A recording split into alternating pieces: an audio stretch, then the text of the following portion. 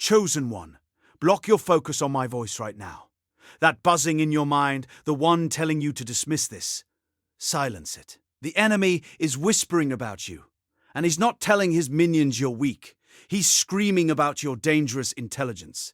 He's working overtime because he knows what you're about to uncover. It all ends in the next 24 hours. The underestimation, the attempts to manipulate, the feeling of having to guard your mind. But here's the part you need to hear. It's not ending because of their defeat alone. It's ending because your discernment just reached a new level. Think back to that moment this week when you stayed silent in a meeting, when you observed instead of reacting, letting others reveal their full hand. You thought you were being passive. You didn't know it then, but that silence was a strategic weapon. That specific moment of observation wasn't hesitation. It was you gathering intelligence, and it just signed their notice of exposure. You didn't miss your moment. You just outsmarted the entire setup. You didn't find this message by accident. The algorithm didn't bring you here. Heaven did. This is a divine activation, a strategic download programmed for this precise moment in your spiritual war. Stay until the very last second of this message, because in the next few minutes, I'm going to reveal the exact frequency of divine intelligence you're operating on right now. I'm going to show you how to amplify your discernment so no one can ever play you again. And at the end, I'm going to give you the declaration that locks your mind as a fortress, impenetrable to manipulation. Do not click away. Your intuitive self, the one that led you to this message, is commanding you to listen. If you leave now, you might miss the divine download that solidifies your unshakable wisdom and sets you free from every deceptive strategy against you. My name is Zerekiel. I've spent years studying the hidden patterns of the spirit realm, the warfare, the awakening, the weapons most people are never taught to use. And I've walked over 10,000 chosen ones through their moment of breakthrough. If this is your first time here, subscribe and hit the notification bell right now. Not because I need the numbers, but because the next message I release might be the one that was written specifically for the war you're fighting tomorrow. I know what the last 48 hours have felt like. The atmosphere hasn't just been quiet, it's been calculated. Like you're walking through a silent war zone. Maybe you had a conversation yesterday where you felt an invisible wall go up, sensing someone trying to probe your intentions or test your resolve. Or perhaps you woke up at 4 o'clock in the morning this week with an intense clarity, seeing through a situation you'd been confused about, only to feel a sudden wave of isolation. You feel like you're carrying a secret weapon no one else recognizes, and it can feel heavy. And in this space, the enemy has started whispering a very specific lie. Listen to your thoughts. He's telling you that your intelligence is a burden, that you're too much for others, or that your ability to see through deception will leave you isolated.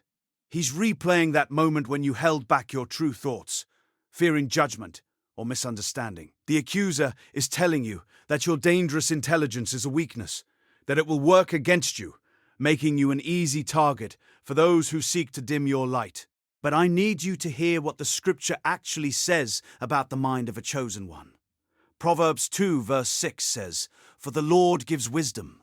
From his mouth come knowledge and understanding." Listen to that promise. Your intelligence is not a flaw.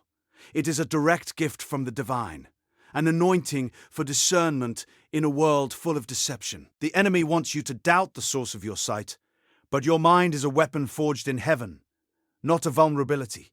He wants you to see your gift as a curse, but that is a deception. You are not being punished. You are being activated. The isolation you feel is not a punishment for your intelligence.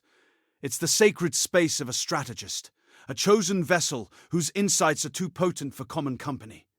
It's the protective perimeter around a mind designed for breakthroughs. You think you're too much or too complex, but let me reframe your reality right now. You are exactly enough. Your dangerous intelligence is not a liability.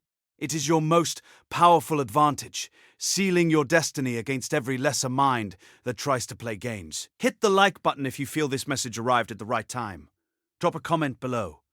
What's one moment this week where your intelligence helped you see through a situation, even when others didn't understand your insight? What you just heard wasn't entertainment. It was confirmation. And if you're ready to go deeper, the Chosen One's mantle will show you exactly why God separated you before birth, why the attacks came so early, and what He's unlocking in this season, code by code, until you're walking the life He already wrote over you. The link is waiting in the first pinned comment, but not for long. Now, let's dive into exactly how that dangerous intelligence activates your divine immunity against manipulation. The first thing you need to understand is that your intelligence, your ability to perceive what others miss, is not meant for explanation. Most highly perceptive people exhaust themselves trying to articulate the subtle shifts they see, or justify the intuitive hits they get. You are not called to convince, you are called to discern. Trying to force others to see what you see only drains your spiritual energy and opens you to unnecessary counterattacks. Think of Daniel in Babylon. He didn't spend his days explaining his prophetic dreams or interpreting Nebuchadnezzar's visions until he was called upon. His quiet wisdom was his protection, his discernment, and his divine positioning.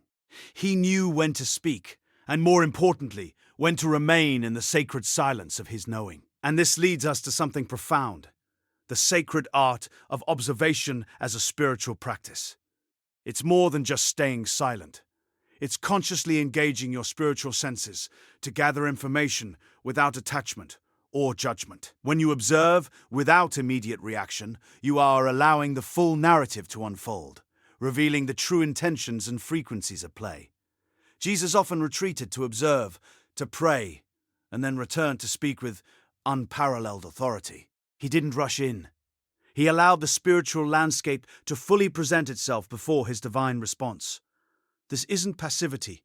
It's the highest form of spiritual strategy. But here's where it goes deeper. Many mistake a lack of overt conflict for peace, especially when subtle manipulation is at play. But true peace doesn't come from avoiding confrontation. It comes from divine alignment. Discernment teaches you to decode the peace that isn't peace at all, the silence that masks control, the agreements that erode your spirit. The serpent in Eden didn't bring immediate chaos. It whispered a seemingly peaceful narrative, a promise of hidden knowledge, masking the true consequence and sowing discord through a deceptive offering of peace. And what's coming next will likely surprise you. It always does. The most cunning manipulation often targets the unseen wounds within us. We think we're protecting ourselves by intellectualizing, but our spiritual armor has cracks where past hurts have festered. These unhealed places become altars where the enemy can offer seemingly benevolent solutions that only deepen the deception. Until you acknowledge and offer up these unhealed places to the divine, they remain vulnerable points. Think of Jacob, wrestling with the angel at the ford of Jabbok. He had to confront the unaddressed pain and fear of his past, Esau's return, before he could truly receive his blessing and new identity. He brought his whole, broken self to the encounter. This brings us to a critical activation, the gift of the holy no. Discernment isn't just about seeing deception. It's about activating divine boundaries, learning to say no with spiritual authority, without guilt or explanation, is a fortress against manipulation.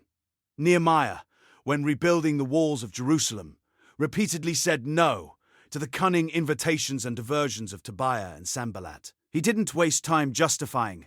He stated his purpose and refused to descend to their level.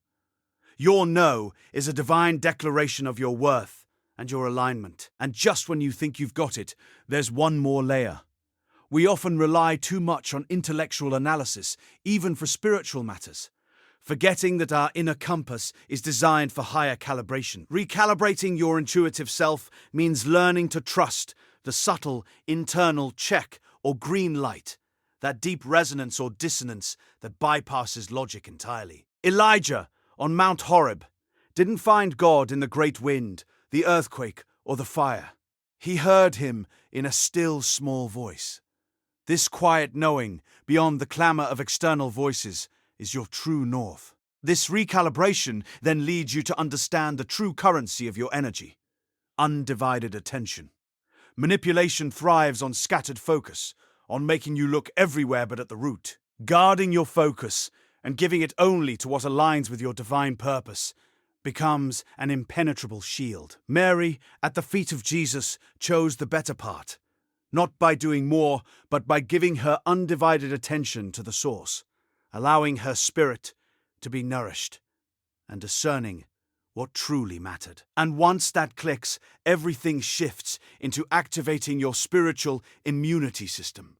Just as your physical body has defenses, your spiritual being needs active protection against lower frequencies and deceptive energies. This means consciously fortifying your energetic and spiritual boundaries, not just passively hoping they hold. Paul's admonition to put on the whole armor of God wasn't just for engaging in battle, but for standing firm and protecting your inner sanctuary against the schemes of the enemy.